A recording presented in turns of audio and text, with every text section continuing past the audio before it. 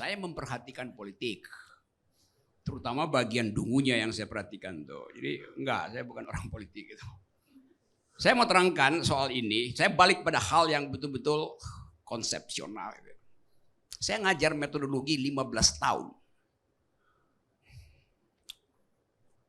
Coba saya uji.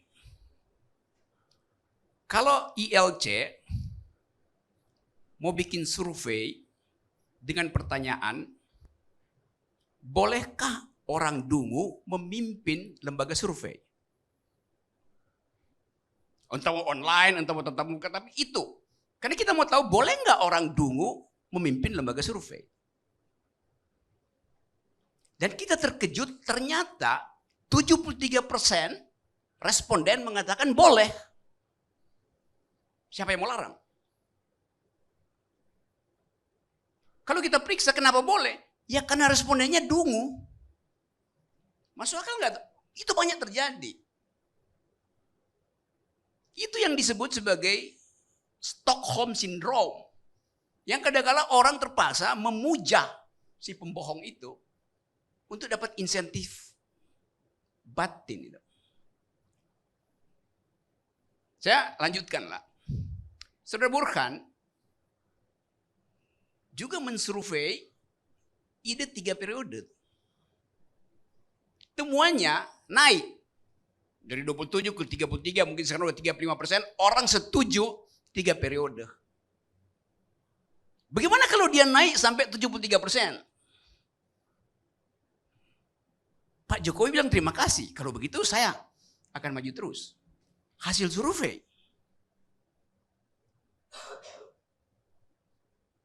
Jadi ngapain pertanyaan dungu itu diajukan?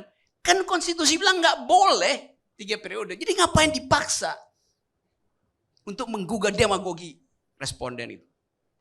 Kan logiknya begitu. Itu yang terangkan tadi kata Saudara Burhan. Kami punya oversight committee, Dewan Etis segala macam, yang memeriksa metodologi. Ini juga ngaco nih. Di mana-mana di dunia, Dewan Etik itu memeriksa yang disebut sebagai moral clarity itu. Metodologi itu standar, masukin komputer selesai, ketahuan di mana bohongnya tuh. Tetapi moral clarity itu yang diminta. Anda tidak boleh bikin survei untuk menghitung berapa orang yang pro hukuman mati, nggak bisa. Karena konstitusi kita melarang hukuman mati.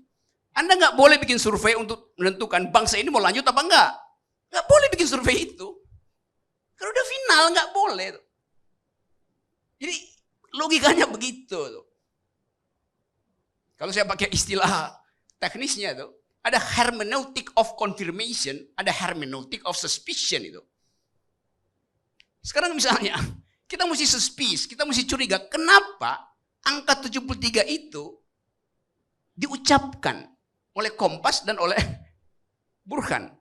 Itu kebetulan. Oh, karena itu kita mau tanya kenapa itu terjadi secara kebetulan. Kalau kita periksa misalnya datanya tuh, Pak Jokowi terpilih di 2019 dengan angka 55% itu. Sekarang dia dapat 73%. Saya lanjutkan dulu logikanya ya. Lalu orang berpikir, dari mana tambahan itu? Dari pemilih Prabowo. Kan jauh sekali kan? Saya abaikan dulu itu, karena mungkin itu biasa aja. Tetapi di dalam politik selalu ada yang disebut sebagai kayak lilin. Lilin itu kalau dia sebelum dia mati, dia nyala terang tuh. Lu perhatikan, lilin itu makin lama habis, lalu tiba-tiba dia nyala terang itu. Itu yang terjadi. Sekarang Cak Imin tadi soalnya, dari mana dapat ide itu? Ini bukan pembicaraan khusus atau yang diputuskan. Tapi beliau melihat sinyal bahwa publik menginginkan Jokowi 3 periode. Lalu dia nebeng di situ. Boleh nggak sebagai politisi? Boleh aja. Tapi sebagai orang yang berakal, dia justru mesti malu. Karena dia akan nebeng di situ. Kalau Jokowi diperpanjang 3 periode, tanpa pemilihan, diperpanjang tahunnya, maka anggota DPR juga kan ikut kan? Karena sama-sama.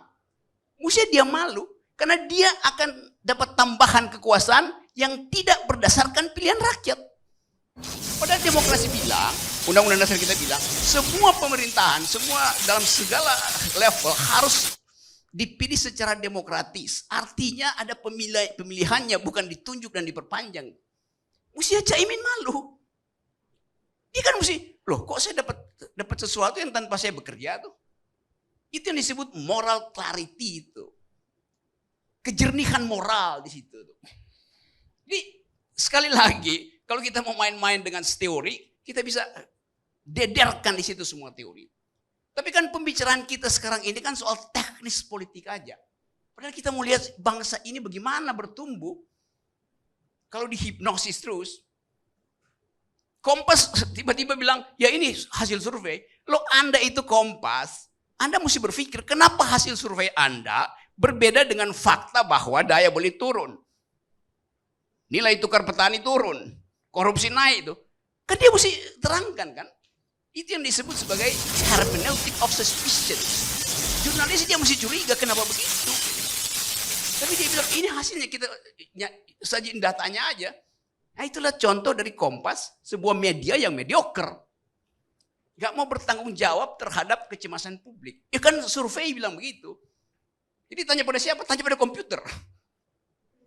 Jadi demokrasi diandalkan pada hasil survei. Jadi dari awal tadi kita tahu bahwa kalau survei itu diajukan, misalnya Burhan bilang, itu uang kita sendiri. Lu nggak boleh survei dengan uang lu sendiri, nggak bisa. Kecuali lu mau pakai itu buat lu sendiri, kenapa lu publish? Kan lu mesti dapat uang sebagai lembaga survei untuk meneliti sesuatu.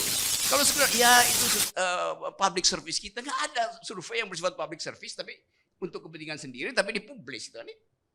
Nah ini yang mau saya terangkan supaya misalnya Ibu Mega percaya nggak beginian? Ibu Mega orang yang dia tahu hasil survei, tapi dia tahu bahwa di dalam demokrasi yang disebut kejujuran tuh. Ada kernel, ada biji yang kalau bahkan dipecahkan dia tumbuh lagi itu. Itu yang saya kagum dari Ibu Mega tuh. Bukan karena saya lagi duduk dekat sama Arya Bima. Kena aura. Tapi itu yang kita mau lihat. Dan dalam keadaan kritis kita butuh orang yang bisa bedain ini jujur apa enggak sih. Bahasa tubuhnya kita udah lihat tuh. Burhannya bahasa tubuhnya tuh enggak enak tuh apa gelisah tuh. Kompas itu cara menerangkan juga gelisah tuh. Kegelisahan itu menunjukkan ada kebohongan yang disembunyikan. Ini kelihatannya begitu dan udah kita anggap aja kok. Ini satu fase kita belajar tentang kebohongan publik yang diulang-ulang tapi tetap berlangsung. Nah, kadangkala orang mau bersembunyi dari keadaan itu tuh karena terdesak gitu. Dalam ilmu kebinatangan ada makhluk kalau dia terdesak dia ubah warnanya. Namanya bunglon. Tapi ada juga makhluk kalau dia terdesak dia produksi bau busuk dari dalam dirinya tuh. Namanya kepi atau kecoa. Jadi kita lihat angka 73 itu bunglon atau bau busuk. Terima kasih.